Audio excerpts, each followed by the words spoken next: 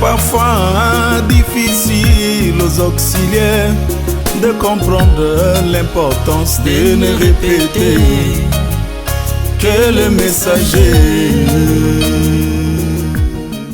Shalom et bienvenue sur Vidéo Tabernacle. Nous vous saluons dans le nom du Seigneur et Sauveur Jésus-Christ. Aujourd'hui, c'est pour nous un privilège de nous rencontrer dans cette émission, nos expériences, au cours de laquelle nous partageons les témoignages des grands hommes, ceux qui ont été appelés dans le ministère d'évangélisation selon Malachie 4. Et aujourd'hui, nous avons le réel privilège de recevoir pour vous le frère Jean-Sylvain Akwala Temple, qui est ici avec nous. Que Dieu vous bénisse, frère Sylvain. Amen, qui vous bénisse aussi, frère Gilles. J'aimerais profiter de cette occasion pour vous remercier d'avoir accepté cette invitation. De rien, mais je tiens à préciser juste quelque chose dans votre présentation. Vous avez dit que c'est une émission au cours de laquelle vous partagez les expériences de grands hommes. Effectivement, moi je suis un grand homme, mais juste par ma taille. Merci beaucoup pour la précision. C'est vraiment difficile de savoir ce que vous valez vous-même, mais je pense que les gens reconnaissent le don que Dieu a mis en vous. Frère Sylvain, nous parlons de vous. Vous êtes chanteur du message. J'aimerais commencer par savoir comment est-ce que vous aviez reçu ce message prêché par William Marion Branham. Merci beaucoup pour la question. Frère Branham dit que l'appel n'a pas de doctrine. Et comme je le dis toujours, c'est vrai que le hasard n'existe pas, mais moi j'ai rencontré le message un peu comme par hasard. Vous permettez-moi cette expression. Et c'était dans les années 88. Et je ressentais le désir de prier. Je voyais mes amis prier. Et moi, à un certain moment, je ressentais le désir de prier, mais je ne savais pas où aller. Alors, on avait l'habitude de discuter chez nous, dans le quartier, chez frère Lazare Hello, frère Viclair Hello, qui est en France. Nous avions l'habitude de discuter là au quartier. Et eux, ils priaient déjà. Ils étaient déjà dans le message. Donc, frère Viclair et frère Lazare. Et un jour, le frère Lazare a emmené un de mes amis à l'église. Et bon, moi, je ne savais pas. Hein. Il l'a emmené à l'église, et ils sont revenus. Et comme on avait l'habitude de discuter chez eux, sous le manguier, et mon ami là a commencé à attaquer le frère Lazare. Ah non, non, non, il ne faut plus m'emmener dans votre église là. Votre église là, au lieu qu'on dise Jésus, on dit Branham a dit, c'est quoi ça, ces histoires-là? Mais c'est bizarre. Moi, j'ai eu une réaction. Et j'ai dit à frère Lazare, il faut un peu m'emmener chez vous, que j'aille écouter. Et c'est comme ça qu'il m'a emmené à l'église, à Bakongo. Et ce jour-là, c'était un dimanche, dans la rue Kukabateke. Ceux de Brazzaville de cette époque le savent. Et ce jour-là, c'est le pasteur Dioka de Kinshasa qui avait prêché. Alors je n'ai absolument rien compris. Rien. C'était pour moi un langage bizarre. Je n'ai rien compris. Et c'est avec le temps. C'est avec le temps, petit à petit. Donc quand je suis venu au message, ce n'est pas qu'on m'a prêché, on m'a démontré qu'il y a un prophète qui est venu. Non. J'étais venu un peu comme par curiosité. Mais avec le temps, j'ai commencé à comprendre qui est Frère Branham, quelle est sa mission, qu'est-ce qu'il est venu faire, qu'est-ce que nous, en tant que croyants de ce temps, qu'est-ce que Dieu attend de nous et tout. Et voilà que jusqu'à aujourd'hui, je suis dans le message. Merci beaucoup pour cette explication. J'aimerais un peu savoir quand est-ce que vous aviez découvert le don de chanter? Est-ce avant de croire le message ou bien cela est venu se manifester après?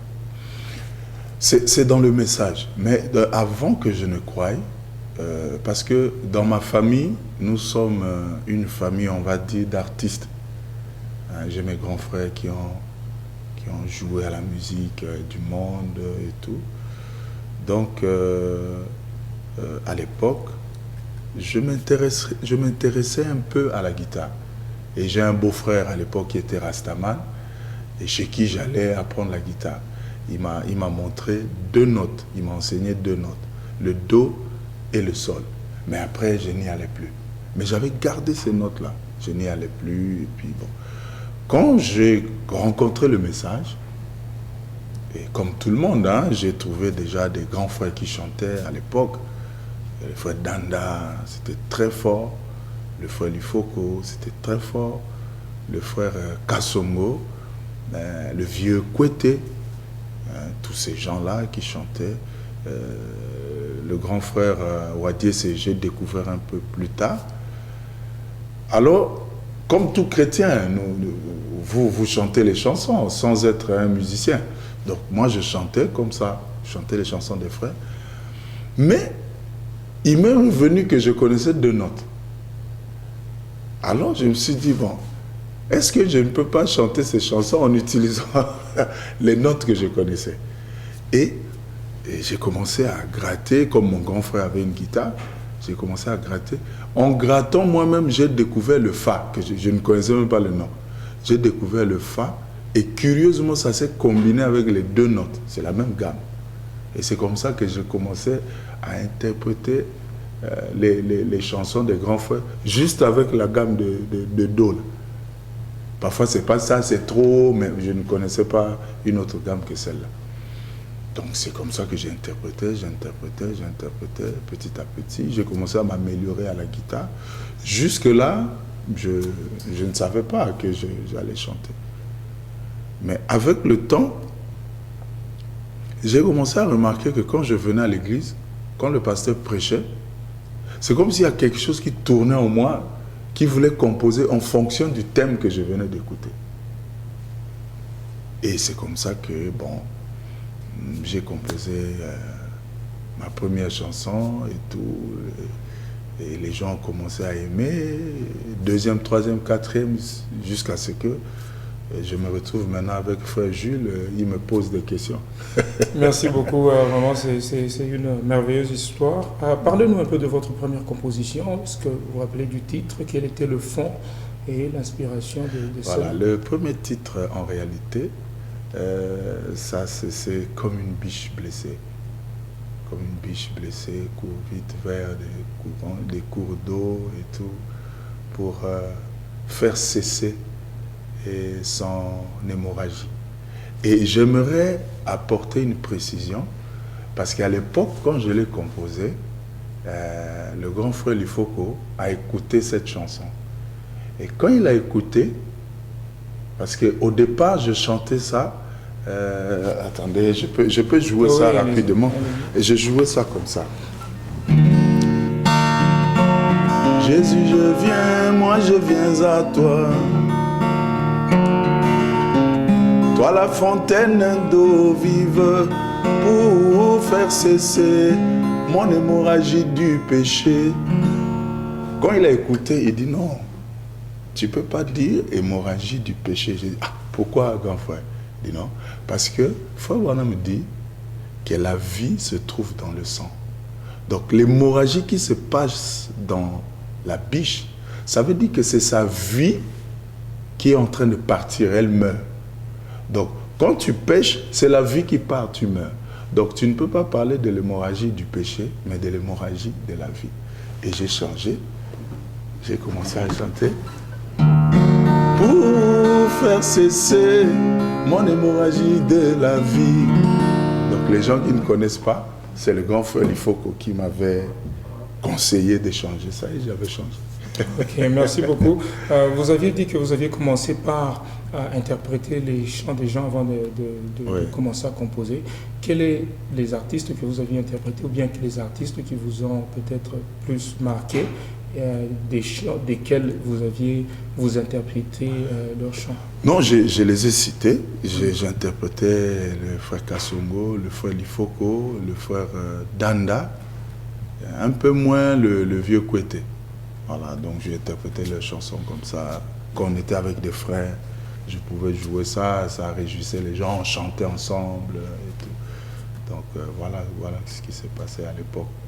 Ok, merci beaucoup. Quand vous êtes devenu actif dans les chants, aviez-vous une certaine préoccupation majeure du message ou bien des choses que vous aviez en vous d'accomplir dans cette carrière musicale?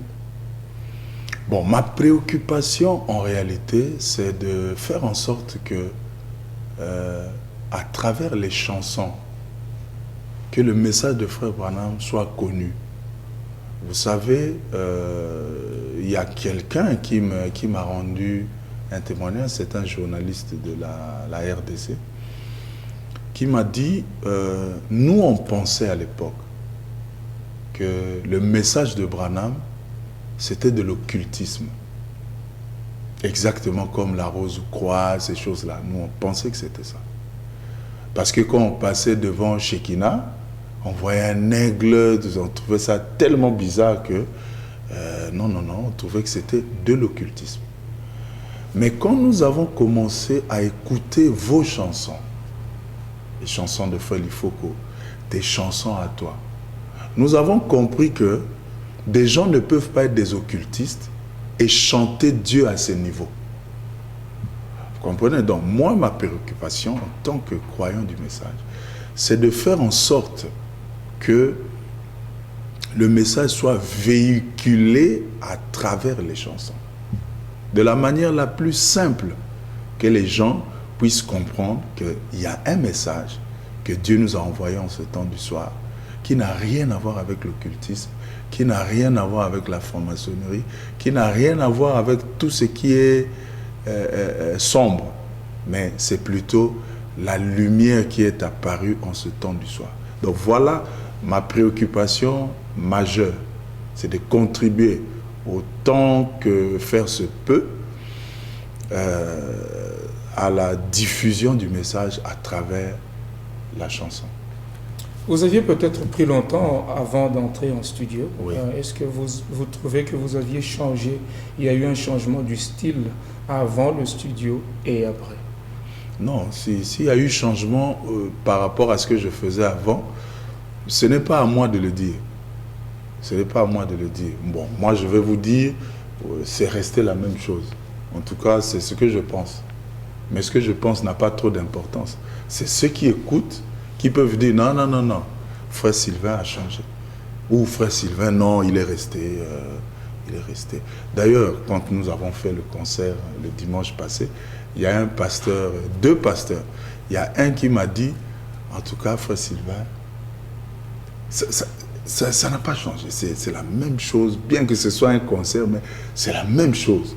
Il y a un autre qui m'a dit, en tout cas, c'est la première fois pour moi de participer à un concert. Je ne savais pas que c'était aussi beau. Vous voyez, donc certainement que ça n'a pas changé. Enfin, c'est ce que je pense. J'aimerais juste, avant de poser la question suivante, vous jouer un petit extrait du concert dont vous venez de mentionner et ensuite je vais vous poser la question. Alors, restez à l'écoute, nous allons suivre ceci et nous reviendrons juste après.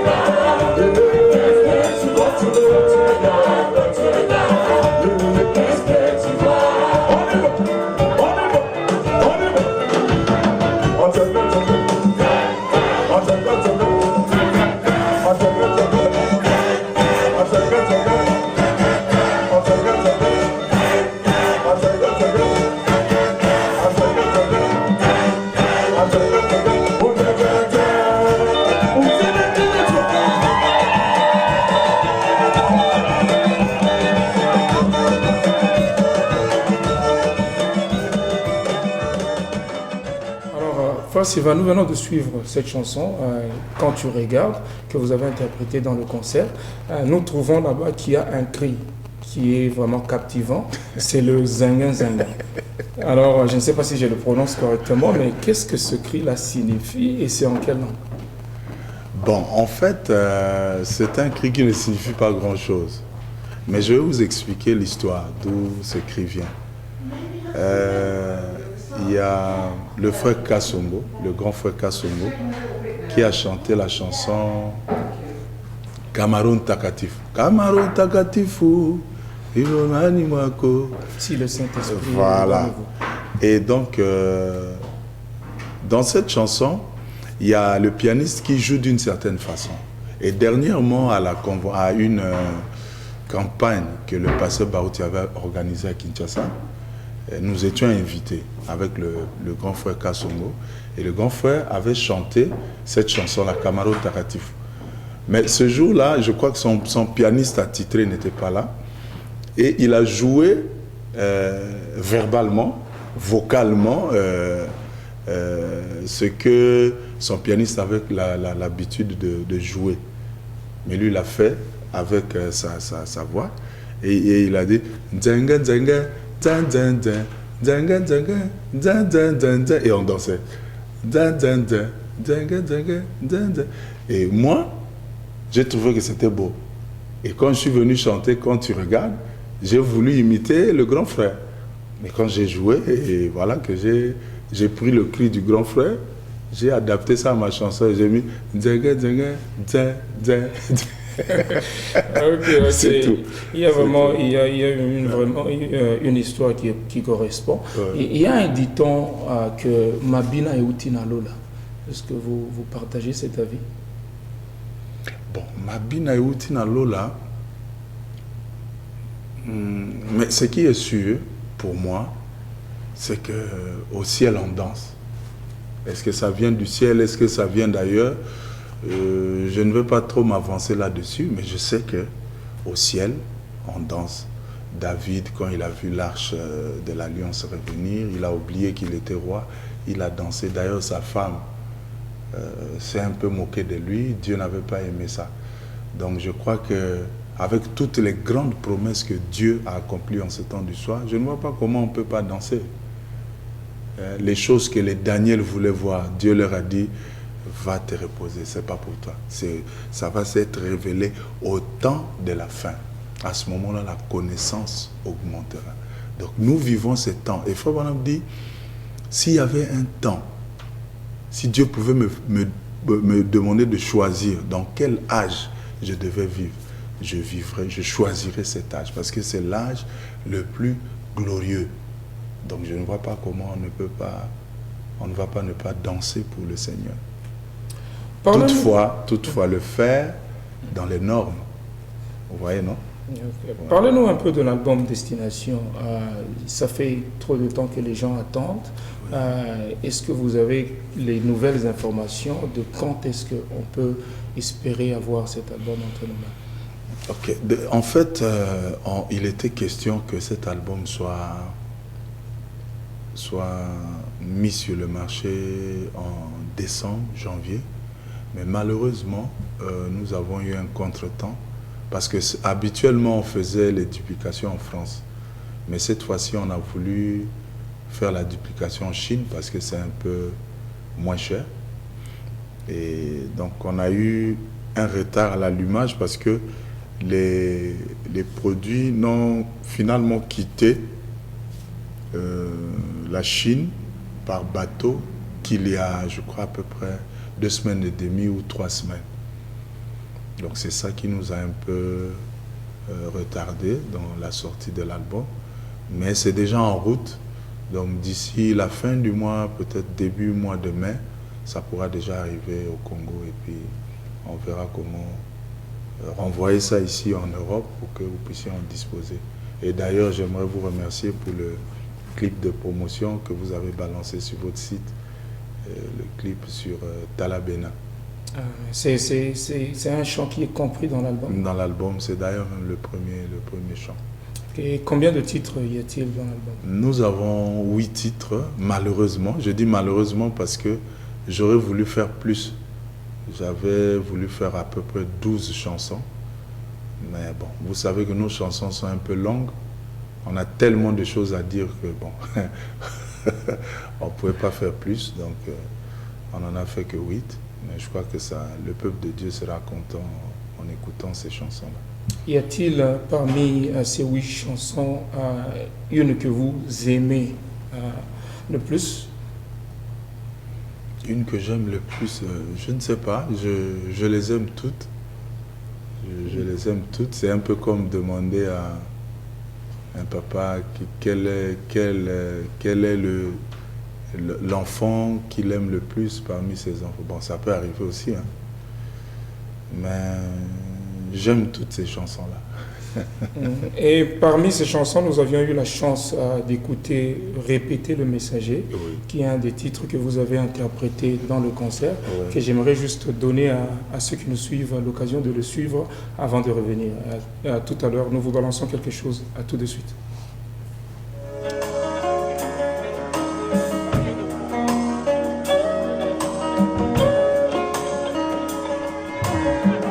You need to tell what the prophet says. Not your own mind, not your own thoughts. Oh, il est parfois difficile aux auxiliaires de comprendre l'importance de le répéter, que le messager. Toi mon bien-aimé, il est parfois difficile aux auxiliaires de comprendre l'importance de le répéter. C'est qu'a dit le messager, sans mauvaise intention.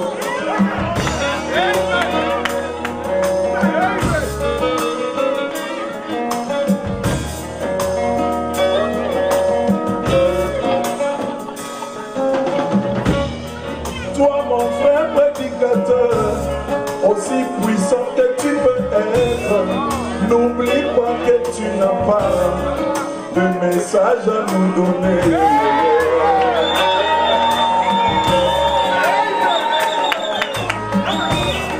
Toi mon frère prédicateur, aussi grand que tu peux être, n'oublie pas que tu n'as pas de message à nous donner. Toi, pasteur Faustin, il est parfois difficile aux auxiliaires de comprendre l'importance de le répéter. Que le messager, vous mes bien-aimés, il est parfois difficile aux auxiliaires de comprendre l'importance de le répéter pour que le messager. Voilà, nous sommes de retour, comme vous l'avez suivi, c'était la chanson Répéter le messager. Frère Sylvain, vous avez donné un bon conseil aux auxiliaires de répéter le messager, mais nous savons que parmi les auxiliaires, vous êtes aussi un auxiliaire du fait que vous avez le ministère des chants. Pensez-vous que vous, en tant que chanteur, vous répétez exactement ce que le frère Branham dit au sujet des chantres?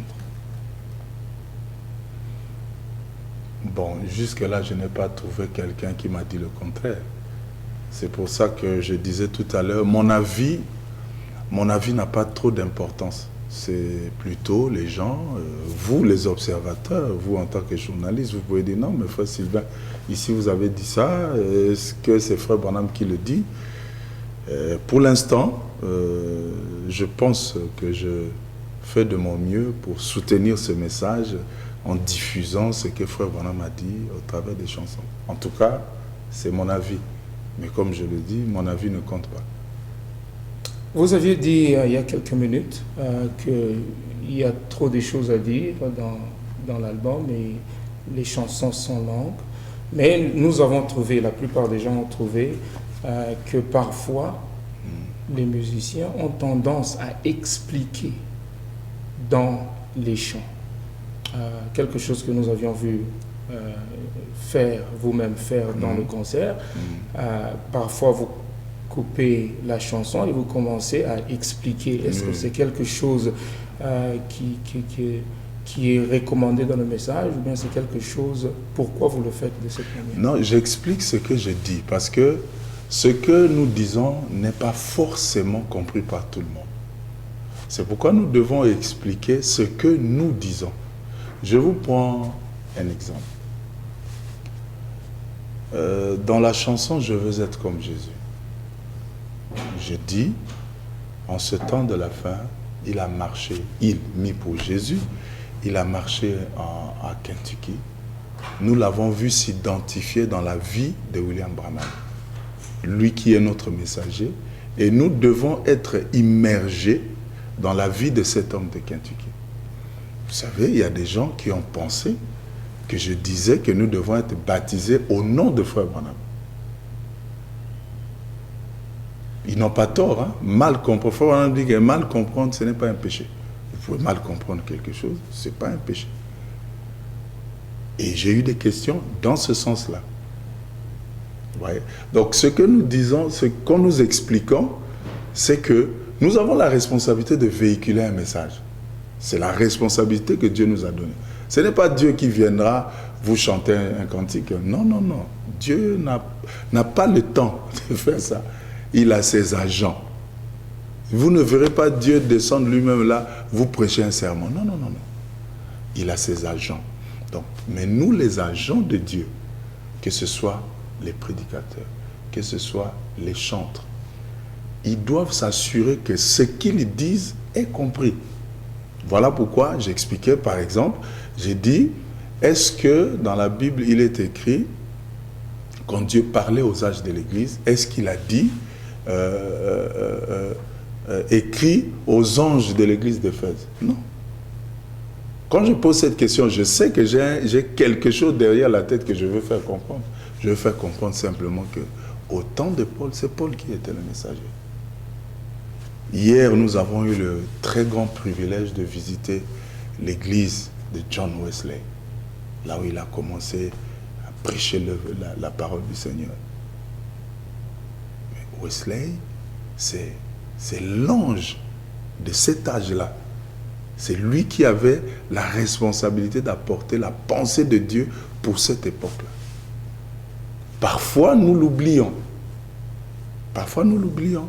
Nous pensons que parce que nous avons duré dans le message, nous avons maintenant quelque chose à dire par nous-mêmes. Vous voyez? Donc, c'est juste un rappel pour que les gens puissent comprendre, rentrer dans l'esprit de la chanson. C'est ça. Nous voyons que le frère Branham déconseillait aux conducteurs de chant dans l'église de ne pas se comporter comme des prédicateurs. Mais quand vous, en tant que chanteur, vous cessez de chanter, que vous commencez à expliquer, en quelque sorte prêcher, ça a l'air de l'être, n'est-ce pas là se comporter comme des prédicateurs, quelque chose que le frère Branham déconseille? Bon, moi je ne suis pas un conducteur de chant déjà. Je ne suis pas un conducteur de chant. Mais néanmoins, je ne suis pas. Non, je ne conduis pas des chants dans le concert. Je suis un artiste chrétien, musicien. C'est différent parce qu'un conducteur de chant, c'est celui qui vient faire chanter 2 ou 3 cantiques selon l'ordre de l'église. Je crois que vous avez lu l'ordre. Des fois, on dit on fait chanter 2 ou 3 et on cesse pour que le prédicateur vienne prêcher. Donc ça veut dire que nous devons chanter au moins 2 ou 3 chansons dans chaque concert. Vous voyez, ça ne cadre pas. Ça ne cadre pas parce que nous ne faisons pas forcément, nous ne préparons pas la prédication pour un pasteur qui vient. Non, non, non. Ce n'est pas... Et puis, un conducteur de chant n'est pas forcément un artiste. C'est quelqu'un qui a peut-être une belle voix, qui peut conduire des chansons. Ça n'a rien à voir avec un artiste qui a un don. Il y a beaucoup de conducteurs de chant. Beaucoup de conducteurs de chant dans nos églises. Mais vous ne les connaissez peut-être pas. Mais vous connaissez Frère Sylvain. Pourquoi? Parce que Dieu a placé en lui un don. Mais un conducteur de chant, c'est quelqu'un qui vient conduire les chants pour que le pasteur vienne prêcher. Ça ne cadre pas avec ce que nous faisons. Voilà, j'ai voulu simplement avoir votre avis là-dessus. Oui. Mais est-ce que vous ne trouvez pas que cette attitude ou bien cette manière de faire a conduit beaucoup de gens qui ont commencé par chanter à la chair, derrière la chair, à être prédicateur? N'est-ce pas cette volonté de vouloir expliquer les chants? Bon, le problème c'est que quand quelqu'un a commencé chanteur et il termine prédicateur, je ne vois pas où est le mal. Pour commencer, je ne vois pas où est le mal. Je n'ai pas une écriture là où frère Branham dit, si vous êtes chanteur, vous ne pouvez pas être prédicateur. Pour commencer. Bon, deuxièmement, si quelqu'un a commencé chanteur et que Dieu veut l'appeler au ministère, il ne demandera pas notre permission. Dieu ne va pas venir demander la permission de frère Sylvain ou demander la permission de frère Jules. Est-ce que je peux appeler tel frère pour qu'il... Non, non, non. Il est souverain. Bon. Moi, pour ce qui me concerne, je connais ma position. Je ne suis pas un prédicateur et je ne le serai jamais. Quelles que soient les explications que vous me voyez faire, c'est juste quelques petites explications, je chante.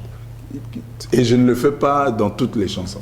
Il y a des chansons capitales pour lesquelles je veux attirer l'attention des gens et je fais quelques petits commentaires.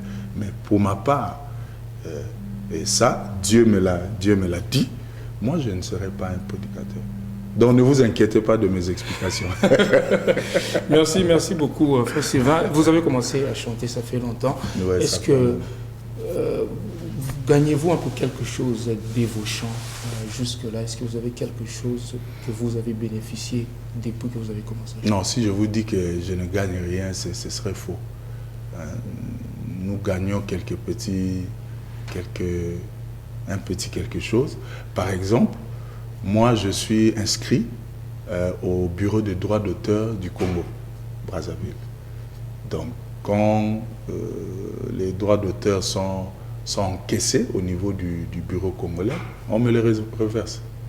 Parce que mes œuvres sont protégées par le droit d'auteur. Donc je reçois des subsides. Ce n'est pas grand-chose, mais je reçois des subsides quand même. Il y a des pirates qui piratent nos chansons. Quand on les arrête, ils payent des amendes.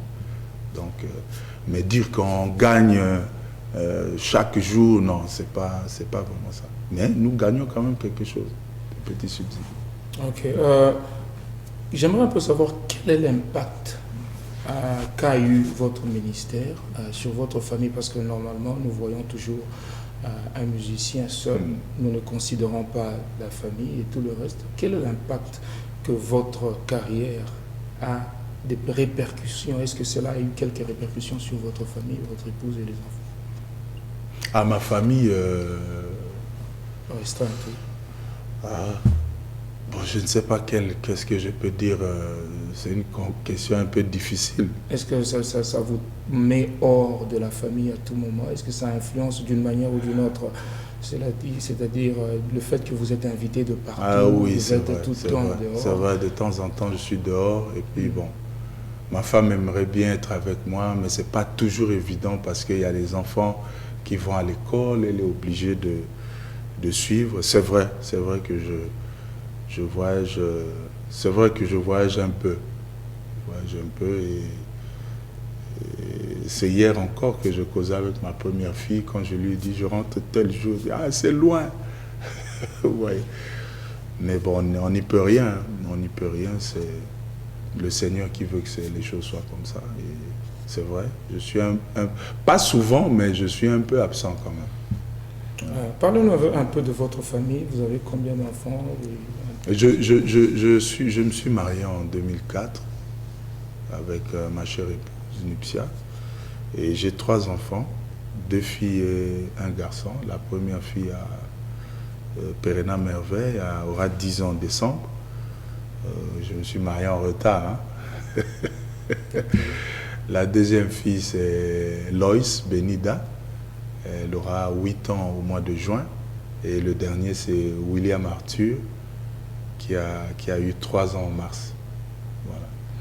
Voilà. Quel a été le plus grand défi que vous ayez rencontré dans cette carrière musicale? Le plus grand défi, je ne l'ai pas encore surmonté.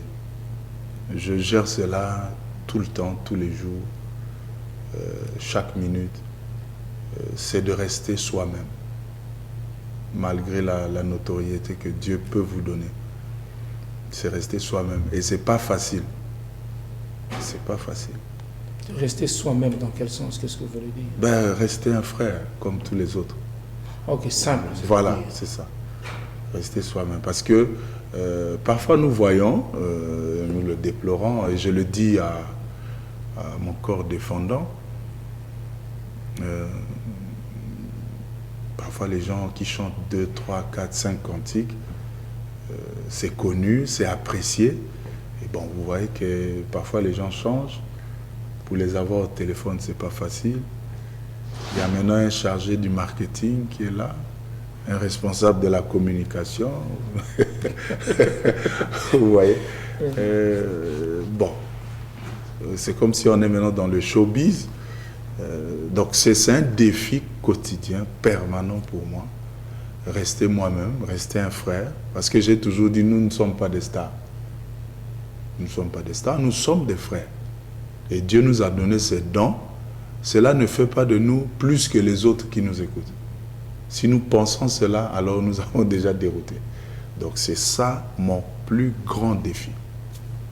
Voilà. Il y a les gens qui m'ont demandé de vous poser la question de comment est-ce que vous justifiez aller chanter chez les dénominationnels. Y a-t-il un certain impact et des résultats positifs que vous avez en chantant dans les églises dénominationnelles?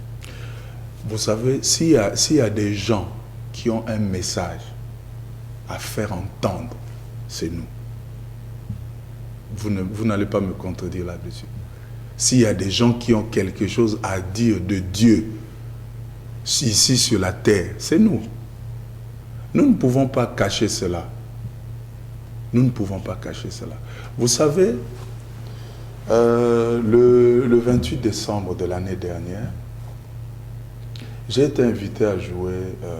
Il y a des gens, des jeunes filles, qui ont consenti de très grands sacrifices. Ils ont dépensé beaucoup d'argent pour organiser une sorte de concert à Brazzaville. Ils ont invité Patrice Ngoy Moussoko, Esther Akawa, une sœur de chez nous, là, Clémence Avounou, et un jeune du groupe Gaël, et moi-même. Et le pasteur qui encadre ces jeunes filles a eu mon numéro par un petit frère du quartier qui est pasteur pentecôtiste. Il m'a appelé, on a pris rendez-vous, il est passé chez moi à la maison. On a discuté, il m'a présenté, parce que je ne savais pas pourquoi il voulait me voir. Il est passé, il m'a présenté le projet, on a discuté. Et il m'a dit, frère Sylvain, vous allez venir jouer, votre cachet c'est combien? Je lui ai dit, je ne demande pas de cachet. Tout ce que je peux vous demander, c'est que vous puissiez me donner juste un budget pour que les jeunes avec qui je joue, parce qu'ils viennent d'un peu partout, que je puisse leur payer le transport, que je puisse leur payer un petit jus et tout. Vous savez, ça a été quelque chose, ça l'a marqué au point où il m'a dit, ah, je comprends qu'il ne faut pas juger les gens de loin. Il a commencé à me donner le témoignage d'autres artistes, bon, pas ceux que je viens de citer, d'autres artistes que lui, il a croisés. Comment ils étaient difficiles en matière de cachet et d'argent. Ça n'a presque plus rien à voir avec servir Dieu. C'est des sous. S'il n'y a pas d'argent, je ne viens pas jouer. Et ça lui a donné matière à réflexion. Je suis allé jouer chez le pasteur Mutombo à Kinshasa, à Limete. J'ai joué. J'ai dit, Jésus est vivant, c'est lui le Dieu de Branham. Ils doivent le savoir. Ils doivent savoir qu'il y a un prophète qui est venu. Moi, je ne vois pas vraiment, je ne vois jusque-là, à moins que les gens puissent m'aider. Je ne vois pas jusque-là comment je peux refuser d'aller chanter le Seigneur dans une église dénominationnelle. Mais au moins, je vais vous dire, j'ai une frontière que je ne franchis pas. Je n'irai jamais chanter chez les gens qui adorent Frère Branham. Je n'irai jamais chanter chez les gens qui disent que Frère Branham a commis des erreurs. Non. Ça, c'est ma position. Voilà. Donc, s'il y a des gens qui ont quelque chose à dire, c'est nous. Nous devons le dire. Donc, aujourd'hui, si on invite un pasteur, qu'il aille prêcher chez les pentecôtistes, il n'ira pas. Et vous pensez que Dieu sera content? Non. Enfin, à mon avis, hein. Parce que c'est nous qui avons un message à donner. Nous devons les aider à comprendre un certain nombre de choses, que ce soit par les chansons, que ce soit par la prédication. En fait, c'est ce que je pense. Maintenant, si les frères, certainement vous les connaissez, qui pensent qu'on ne doit pas le faire, il faut qu'ils donnent des citations. Il faut vraiment dire, voilà, voilà. C'est ça aussi répéter le message. Ce n'est pas seulement les prédicateurs. C'est même nous, les frères, quand tu emmènes une idée, tu dis, d'après ce que Frère Branham a dit ici, Frère Sylvain, tu n'as pas le droit d'aller chanter là-bas. Je serai au garde à vous. Mais jusque-là, je n'ai pas vu. J'ai vu, dans le respect, Frère Branham dit, quiconque invoque le nom de Jésus, je serai avec lui. Il est vrai que je ne serai pas d'accord avec sa théologie, qu'il soit catholique, qu'il soit baptiste, qu'il soit ceci. Je ne serai pas d'accord avec sa théologie, mais je veux le respecter en tant que mon frère. Ça, c'est ce que Frère Branham dit dans le respect. Maintenant, si les gens ont autre chose, ils peuvent nous donner. Hein. Vidéo Tabernacle est là pour recueillir les citations et les transférer à Frère Sylvain. Parce que nous avons trop souffert des pensées des gens. Les gens pensent qu'avoir une pensée qui semble juste, c'est forcément la parole. C'est faux. Ouza a vu l'arche de l'Alliance tomber. Hein. L'arche est tombée. C'était une excellente idée, mon frère. Même moi, je n'aurais pas pu le condamner. Je ne sais pas si frère allait le faire. Il est allé, l'arche est tombée, il dit non, non, non, non, je ne peux pas laisser l'arche tomber. Il va. Dieu le frappe, mon frère. C'est terrible. C'est terrible. Dieu ne change pas sa pensée au sujet de sa parole. Donc, que les frères aient l'habitude de nous donner quand même les Écritures. Et de dire, non, frère Sylvain, tu n'as pas le droit. Sur quelle base? Tu es messager? Non. Alors, donne-moi l'Écriture. Merci beaucoup. Nous arrivons presque à la fin. J'aimerais quand même savoir quelle est votre impression. Bien, comment est-ce que vous jugez le monde de la musique aujourd'hui, dans le message ou bien la musique en général chrétienne? Non, dans le message, en tout cas, je suis très fier. Je suis très fier parce que chaque fois que nous découvrons un nouveau musicien du message qui sort, en général, c'est toujours un impact. C'est-à-dire, c'est des chansons qui touchent le cœur.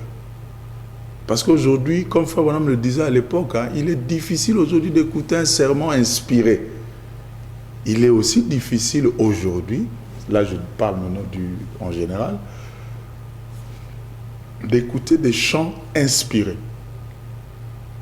C'est devenu des choses pas travaillées, les gens ne réfléchissent pas beaucoup, ils ne mûrissent pas les choses. Bon, il a juste une inspiration, au lieu de la mûrir, il va juste chanter. Bon, vous voyez, parfois il est difficile maintenant d'écouter des chansons inspirées. Et ça, c'est un constat. Et deuxièmement, toujours en général, j'ai l'impression qu'aujourd'hui, les gens mettent beaucoup plus l'argent devant le travail qu'ils sont censés faire pour le Seigneur. Mon frère, Dieu est capable de nous récompenser d'une manière ou d'une autre. La bonne santé que nous avons là, mon frère, c'est la grâce de Dieu. Tu peux avoir des milliards, mais si tu n'as pas une bonne santé, tu ne vas pas non plus jouir de ces milliards. Donc, l'impression aujourd'hui, en général, je ne parle pas du monde du message, en général, c'est que les gens ne font plus un travail de fond. J'ai reçu dernièrement un musicien, un petit frère que j'aime beaucoup, de Étoile de Louange, à Brazzaville. Il me posait la question, il dit, mais grand frère, Nzembo wana ya si c'était à refaire, vieux, ah, pour nazoyo kaba musique ya lelo yo vieux, ah, et comme la bongo bongo. Ça, c'est un chantre d'Étoile de Louange. Voyez. Donc, c'est le constat que tout le monde fait. Et j'espère que le Seigneur nous aidera à être focus sur l'essentiel, c'est-à-dire véhiculer la parole de Dieu à travers la chanson. Et quel serait votre conseil pour les jeunes talents? Alors là, c'est ça le problème. Vous savez, vous avez parlé ici, nous avons mis assez de temps avant d'aller en studio. Aujourd'hui, les petits, il a 2-3 chansons. Talaï Wanamba, on a studio. Vite, il va au studio. Parfois, il ne prend même pas le temps. Il y a des anciens. Ah, grand frère, écoute. Je vous ai expliqué tout à l'heure. Moi, la chanson, comme une biche blessée, ça a été amendé par le grand frère Lifo. Ils ne prennent pas le temps d'aller faire écouter leurs choses aux anciens, qu'on puisse écouter. On peut aider. Nous sommes disposés. Nous ne sommes pas dans des challenges. Non, nous sommes une équipe.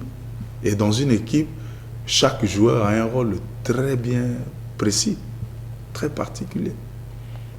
Donc, le conseil, c'est que les jeunes ne doivent pas être pressés. Ils doivent mûrir les choses avant d'aller en studio. Chercher au moins à faire écouter leurs chansons aux anciens. Il y en a beaucoup. Et ils sont tous ouverts à les aider. Moi, le premier. Donc, c'est ça le conseil que je peux donner. Qui ne mettent pas l'argent devant. Parce qu'il y a des petits qui pensent qu'il va aller en studio, il va enregistrer et il va devenir riche. Il se trompe parce que ceux qui sont avant lui ne sont pas riches. Personne n'est riche. Que ce soit le grand frère Lifoko, le grand frère Kassongo, Kouete, Danda, tous ces grands frères. Moi-même, on n'est pas riche. Donc, il ne faut pas penser qu'on ira en studio. Non. Si on va en studio, on souhaiterait que ces chansons-là puissent bénir le cœur des enfants de Dieu. Que ceux qui sont même dans le monde... Moi, j'ai beaucoup de témoignages sur Trop près de la frontière. J'ai les témoignages de gens qui ont cru au message en écoutant Trop près de la frontière. Alors ça, c'est la meilleure des choses. J'ai des témoignages où les malades ont été guéris en écoutant Trop près de la frontière. Ouais. C'est ça que nous recherchons. Ce n'est pas le succès ou ce n'est pas l'argent. Non, non, non, non. De toute façon, Dieu a très bien fait les choses. Quand vous cherchez l'argent, vous cherchez le succès, vous ne l'aurez pas. Il faut laisser Dieu vous élever. Vous faites seulement ce que Dieu vous demande et puis le reste, lui, s'en occupera. De toute façon, nous, ce n'est pas ce qu'on cherche, hein, être élevé. Nous voulons que ce jour-là, le Seigneur dise, bon et fidèle serviteur, entre dans la maison de ton maître. C'est ça. Merci beaucoup. Nous sommes arrivés à la fin. Quel serait votre mot de la fin avant de clôturer? En tout cas, j'aimerais vous remercier pour ce privilège que vous m'accordez de passer pour la toute première fois sur Vidéo Tabernacle. Et je suis très heureux. Et j'aimerais simplement vous bénir pour le travail que vous faites.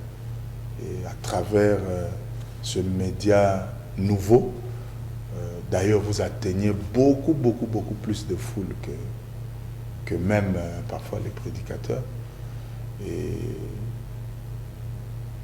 moi aussi, mon conseil, c'est que vous puissiez être focus pour diffuser la parole de Dieu à travers ces médias. Et vraiment, je bénis tous ceux qui nous suivent et que le Seigneur soit avec nous. Merci beaucoup, frère Sylvain Akwala. Merci pour le temps, merci pour le conseil, merci pour ce moment béni d'avoir été avec nous. Merci beaucoup. Au même moment, j'aimerais remercier mon frère qui est derrière la caméra, le frère Privat, qui est venu de France, qui nous a aidés aujourd'hui. Et jusqu'à la prochaine, que Dieu vous bénisse. Bye bye.